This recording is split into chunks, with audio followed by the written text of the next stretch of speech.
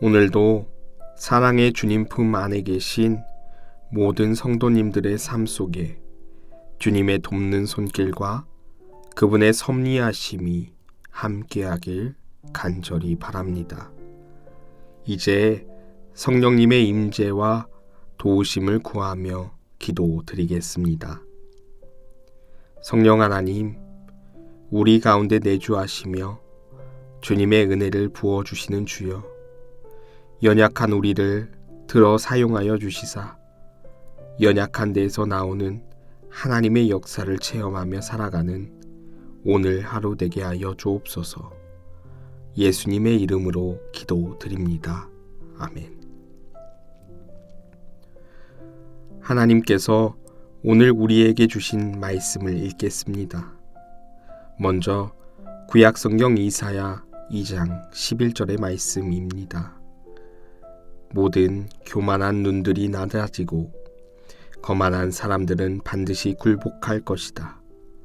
그러나 그날 야훼만 홀로 높으실 것이다. 이어서 신약성경 고린도전서 1장 27절에서 29절의 말씀입니다.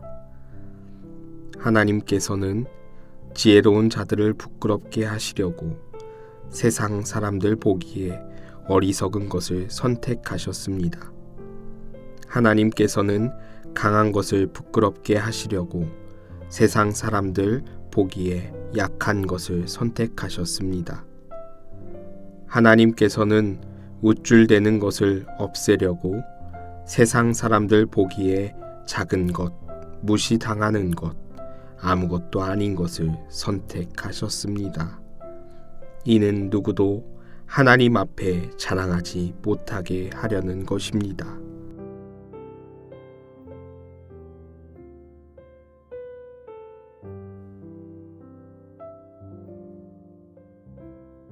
이번에는 순서를 바꾸어서 다시 한번 읽겠습니다. 하나님께서는 지혜로운 자들을 부끄럽게 하시려고 세상 사람들 보기에 어리석은 것을 선택하셨습니다. 하나님께서는 강한 것을 부끄럽게 하시려고 세상 사람들 보기에 약한 것을 선택하셨습니다. 하나님께서는 우쭐대는 것을 없애려고 세상 사람들 보기에 작은 것, 무시당하는 것, 아무것도 아닌 것을 선택하셨습니다. 이는 누구도 하나님 앞에 자랑하지 못하게 하려는 것입니다. 모든 교만한 눈들이 낮아지고 거만한 사람들은 반드시 굴복할 것이다. 그러나 그날 야훼만 홀로 높으실 것이다. 이제 말씀을 읽고 마음에 와서 부딪히는 단어나 구절, 심상을 묵상하며 말씀 앞으로 나아가겠습니다.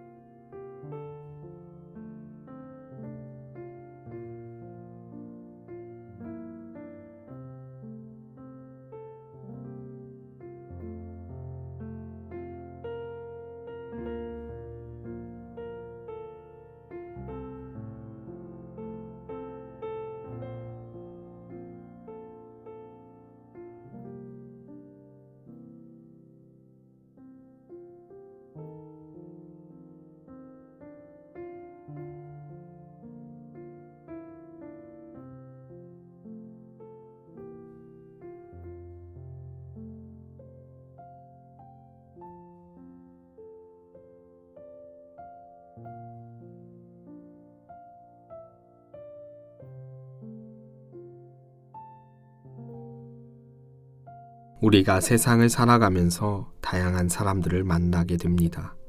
특별히 직장에서 만나는 사람들은 대부분 그리스도인이 아니기에 그리스도인들에 대한 질문을 참 많이 합니다. 그들이 알고 있는 기독교에 대한 궁금증과 그동안 가졌던 다양한 지식들을 총동원해서 놀리듯이 질문을 받을 때가 종종 있습니다. 저는 그런 시간을 겪을 때면 참 당황스럽고 어렵기만 합니다.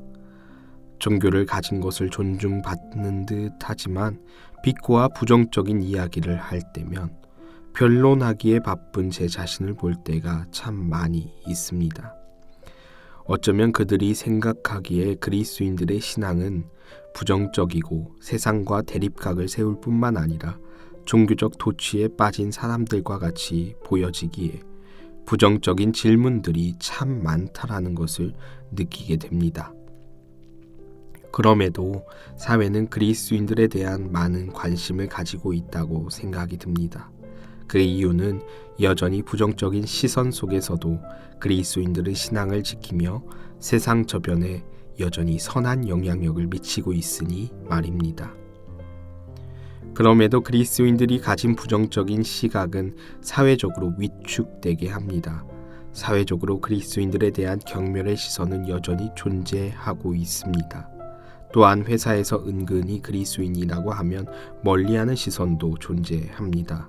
하나님은 왜 그리스도인들을 이 땅에서 하나님의 질서로 살아가라고 하면서 이 세상의 질서 속에 섞이지 못하는 존재가 되어버리는 것은 아닌지 조금 원망이 앞설 때가 있습니다. 그렇다면 우리는 어떤 삶의 자리를 살아가야 할까요? 하나님의 질서를 다시 생각해보면 우리의 삶의 자리가 새롭게 보이기 시작합니다. 우리는 그 날을 꿈꾸는 자들입니다. 그 날은 무엇일까요? 그 날은 주님의 날입니다. 주님의 날의 질서는 하나님 나라의 질서라고 할 수 있습니다. 하나님 나라의 질서는 하나님의 정의와 공의가 바로 세워진 나라입니다.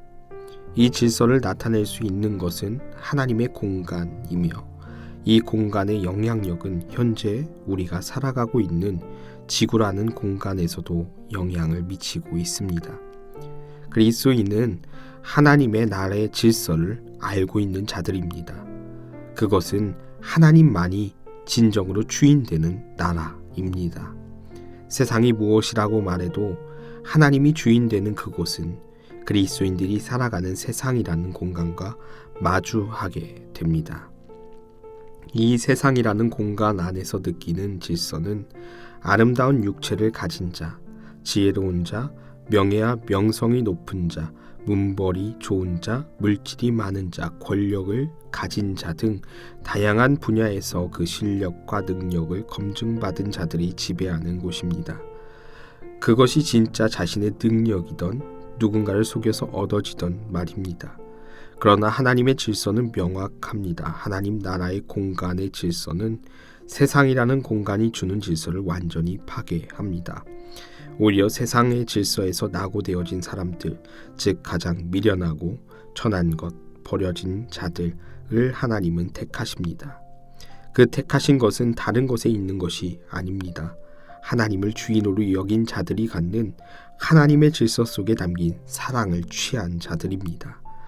하나님은 그 사랑으로 이 세상의 질서를 전복시키시고 사랑으로 그 질서를 완연하게 다시 잡아가십니다. 하나님 나라의 사랑의 질서는 예수 그리스도입니다. 내 안에 예수님 없는 삶은 하나님 나라의 질서로 나아가기 버겁게 합니다. 오히려 이 세상 가운데 살아가는 질서대로 살아가게 만듭니다. 그러나 예수가 내 안에 계시다면 세상의 질서가 아닌 하나님 나라 안에서 예수로부터 나오는 지혜와 의로움과 거룩함과 구원이라는 질서로 살아가게 됩니다. 이 삶을 경험한 자들은 누구도 하나님 나라의 질서를 파괴할 수 없습니다. 우리가 하나님 나라의 질서로 살아가는 미련한 것이 세상으로 하여금 참된 쉼이 되고 사랑이 되기 때문입니다. 예수님으로부터 나오는 질서인 지혜와 의로움과 거룩함과 구원이라는 보이지 않는 것을 경험한 우리는 그 외에 자랑할 것이 없을 수밖에 없습니다. 세상의 모든 어떤 것보다 더 큰 지혜를 경험한 자들이기 때문입니다. 세상의 질서로 살아가는 자들이 하나님 나라에 들어와 함께 누릴 때 자신이 인정받던 세상에서의 능력과 명예와 모든 값비싼 것들이 예수 그리스도의 십자가 죽으심 앞에 아무런 영향력이 없고 예수님의 사랑 앞에 굴복되는 놀라운 경험을 하기에 우리가 자랑할 것은 주 안에서 나오는 것들로 밖에 자랑할 수 없게 됩니다.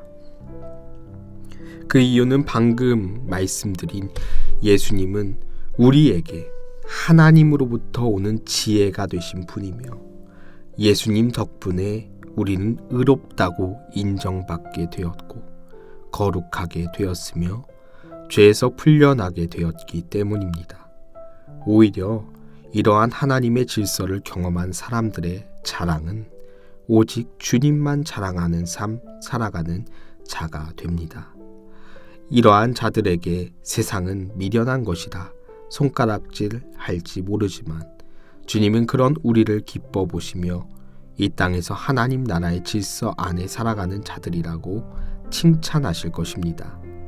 이와 같이 오늘을 살아가는 저와 성도님들의 삶의 공간 가운데 이와 같은 하나님 나라 안에서의 질서를 누리며 주님을 자랑하며 살아가는 하나님의 아들과 딸들이 되기를 바랍니다.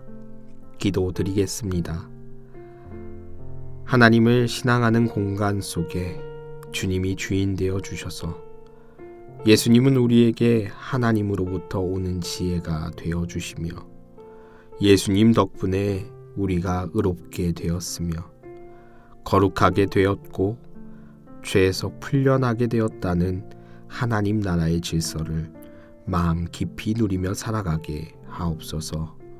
예수님의 이름으로 기도드립니다. 아멘. 계속해서 말씀 가운데 잠잠히 머무르며 다음의 질문들을 통해 주님의 음성에 귀 기울여 보시기 바랍니다. 첫째, 우리가 세상을 살아갈 때 어떤 질서로 살아가고 계십니까? 둘째, 예수님이 우리에게 알려주신 질서는 무엇입니까? 이러한 질문과 말씀으로 묵상하도록 하겠습니다.